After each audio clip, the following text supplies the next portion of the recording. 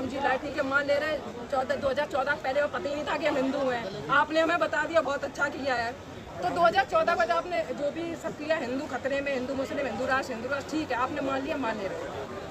अब जब चोरी हो गई 200 करोड़ से रुपए से ज्यादा, तो किसने चोरी की है? अब उसमें आप बोलोगे कोई मोमडन ने चोरी की है, किसी सिख ने चोरी की होगी, क्योंकि हिंदू खतरे में है। तो उनने अगर हाँ वही बात है ना, कास्टिज्म ला रहे हो कि यादव है, कोई मुल्ले, कोई मोमडन है, कोई सिख है, कोई कुछ है। तो अगर वो है तो सामने ला, चोरी आपके बिना कोई नहीं कर सकता।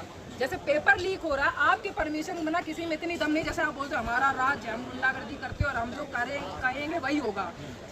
तो आपकी परमिशन बिना जब पत्ता नहीं हिल सकता है, तो चोरी भी आपके बिना नहीं हुई है सर। इतनी चोरी करके जो आप विदेशों में घूम रहे हो, ये आपकी कमाई नहीं है, देश की जनता की कमाई थी, देश की जनता की श्रद्धा थी, जो हम लोगों ने जहाँ पे वहाँ पे चंदा चढ़ाया, किसी के बाप के, आपके बाप का या किसी के उसके बाप का नहीं है ये देश। चंदा चोरी भी आपने किया, इल्जाम किसी और पे लगा रहे, किसी और को सामने लेकर आ जाएंगे। जैसे एजुकेशन पे हम लोग यहाँ लड़ रहे हैं, तो हम लोगों को टेररिस्ट घोषित कर दिया, गवार घोषित कर दिया, घोषित करने कुछ भी कर सकते। तो तुम कहाँ हो? चोरी अगर हो रही है, इतना कैमरा सब कुछ लगा, तो तुम कहाँ थे?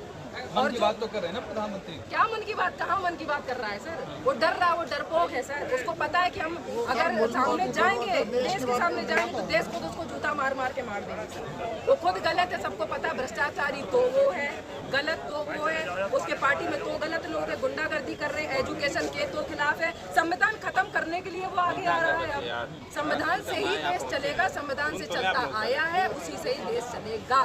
किसी बिल्कुल संविधान को तो माथे पे लगाते ये क्या कर रहे हैं दिखाने के लिए सर, बता दो ना, दिखाने के लिए। तो आपके पैर का भी पानी पी लेगा और बाद में आप ही ऊपर कोई केस लगा के जेल में डाल देगा, आपका घर तोड़वा देगा, आपको घोषित कर देगा कि आप पाकिस्तानी है।